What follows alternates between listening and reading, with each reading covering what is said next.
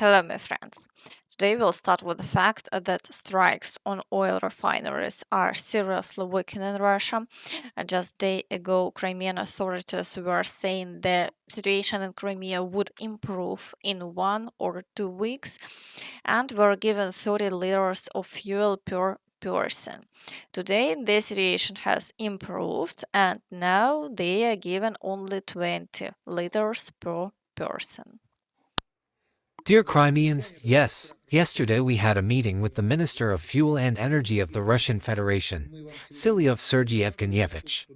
This morning we reported to you that by the end of the week a solution for fuel will be found for the 90-second gasoline. You know this situation is not unique to our region, and I want to say that, unfortunately, tensions are only increasing. The announced decision does not mean fuel will appear this week. Nevertheless, in order to be honest and open with you, I must say the tension will remain for some time. Ask everyone to be patient. Today I also adopted measures, including limiting sales to 20 liters of gasoline per person. Public transport, utilities, and ambulance services are provided for by coupons. They are all operating in full. The situation is objective. Please be patient. We understand, I repeat. We're trying a number of steps to ease the situation. Unfortunately, those measures have been insufficient, but as I promised on Friday, a final decision on gasoline supplies, that is, the exact day when the situation will normalize, will be made. In short, the circus continues and they can't understand that things won't get better for them. The refineries are destroyed and there will be new strikes. So the situation will only worsen over time. Also, a Crimean resident called to strike the plant in Kerch. That's a perfect target for Ukrainian missiles. The Zaliv plant in Kerch. My husband was fired from work after he filed a complaint with the prosecutor's office about violations of labor safety rules. Friends, share your thoughts about this in the comments. Russians are already afraid that Tomahawks may soon be delivered to Ukraine. That's why yesterday air raid sirens were tested in city across Russia. Apparently, the war could become even more intense soon. I'm talking about Tomahawk.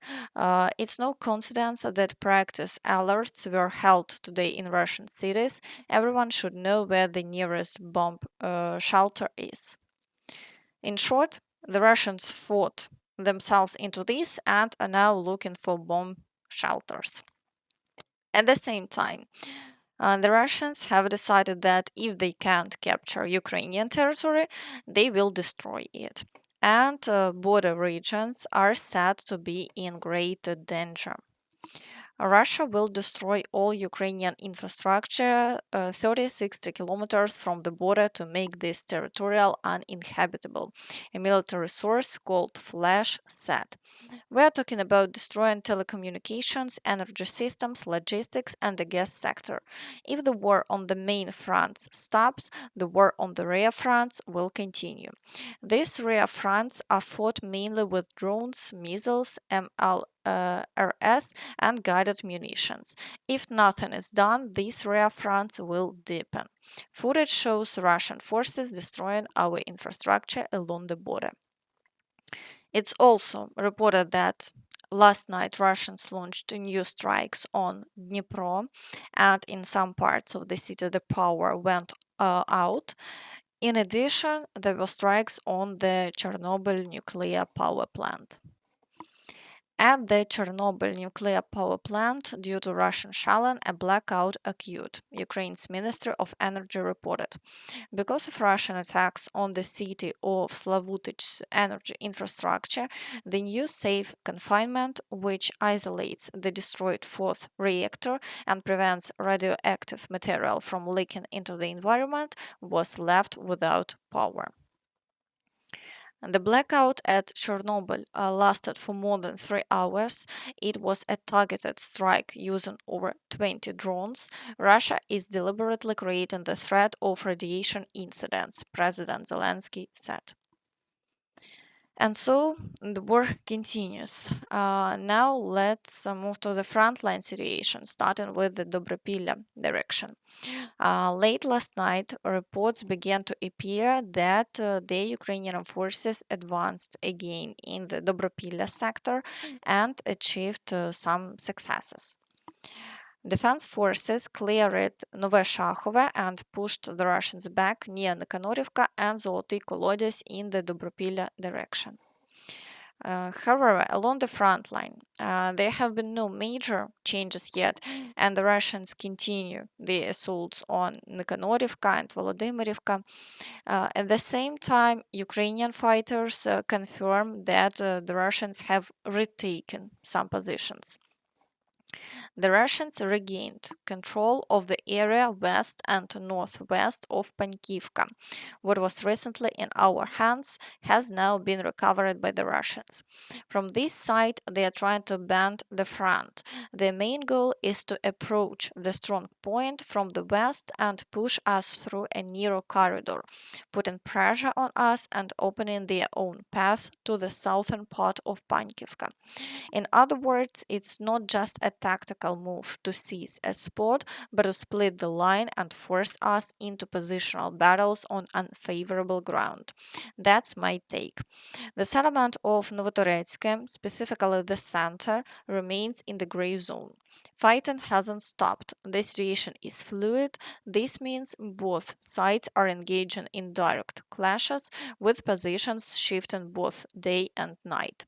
Such a status quo makes the village vulnerable to quick Russian maneuvers, while at the same time complicating our ability to stabilize the line. The area of Shahove, by visual confirmation, has been under heavy FAB strikes. Obviously, the Russians are trying to weaken our positions and fortifications, though they haven't yet managed to carve out a corridor for further advances. As we can see, and this situation here is very difficult and the fighting continues.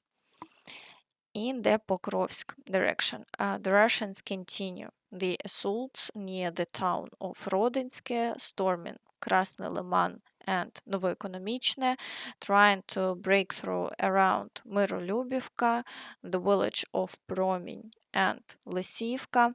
They are also attacking the outskirts of Pokrovsk and Molodetske, while assaults persist in the areas of Udachne, Kotlene, and Zvirove. However, over the past 24 hours, there have been no changes. All attacks have been successfully repelled so far. In the Novopavlivka direction, the Russians are trying to push through the fields toward Filia, storming Zeleny High, and attempting to advance on Alexandrograd from two sides. But they haven't achieved any success, and for now the front line remains unchanged. In the Pokrovske direction, and the Russians are pushing through in the areas of Sosnivka and Novogrigorivka. Offensive actions are also reported from Kalynivsk toward Oleksiivka. Here, the Russians are trying to expand the territory they control, but so far there have been no new advances. At the same time, the number of shelling has increased and FPV drones are actively being used. In the Hulyaipole direction, and this situation is very difficult. The Russians have already reached the outskirts of Poltavka, where Ukrainian forces are destroying them from both sides. And the Russians are trying to break through toward the city and hope to straighten the front line here in the near future. For now, heavy fighting continues. In the Zaporizhzhia direction, the Russians are assaulting Mola-Tokmachka, Novoandriivka, and Stepnohirsk. Shelling of the frontline territory also continues non-stop. However, so far there are no changes along the front line, and all Russian attacks are being repelled. In the Kherson region, The Russians are trying to push through on the islands, but have no success. Ukrainian forces are destroying all Russian groups, and the front line here remains stable. At the same time, shelling of the right bank continues at maximum intensity. Now let's move to the Kostyantynivka direction. Here, the Russians are assaulting Protechine and Alexandru Shultine, pushing toward Pleshiivka, storming Klebanbyk, and advancing in the area of Yablonivka, Rusin Yar, and Poltavka. Over the past day, there have been no major changes, but the situation remains very difficult. Shelling of Kostyantynivka continues at maximum intensity. In the Siversk direction, the Russians are storming Yampil and Dronivka, pushing to the outskirts of Siversk, where the situation is extremely difficult. The gray zone is expanding significantly, and the Russians are already trying to entrench themselves in new positions. In the Lyman direction, the Russians are pushing near Yampolivka and Kolodezi, storming Drobышеvo, Shandrygolove, and Novomykhailivka, and advancing toward Olhivka. However, as before, the Ukrainian General Staff hasn't confirmed the loss of Shandrygolove and states that fighting for the village is still ongoing. So we will see how events develop further. In the Borova direction, the Russians are not conducting new assaults, and for now, the front line here remains stable. In the Kupiansk direction, the Russians are storming Kupiansk and Petropavlivka and are pushing forward near Peshchane. Ukrainian soldiers describe this situation as follows. And there are some gains in the Kupiansk sector, but not in the city itself, unfortunately. It's hard to imagine anything that could radically change the situation in our favor, but some processes are probably irreversible at this point. In the Dvorichna direction, the Russians are advancing closer to the village of Kolodezne, but so far they haven't achieved any success, and all attacks on the fields are being repelled. In the Velykyi Burluk direction, no new assaults have been reported so far, and all attacks on Ambarne have been unsuccessful for the Russians. In the Kharkiv direction, the Russians are not conducting new assaults, and the situation remains stable. In Vovchansk, attacks continue, although activity is low, and the Ukrainian forces are successfully repelling all attacks. In the Sumy direction, activity is low. The Russians attempted to advance near Andriivka, near Oleksiivka, stormed Varachine, and pushed near Yablonivka. However, they achieved no success, and the front line remains unchanged. And that's all from me. So please don't forget to like this video, subscribe to the channel, and hit the notification bell to stay updated on all the latest news. Thank you for watching, and see you next time. Bye bye.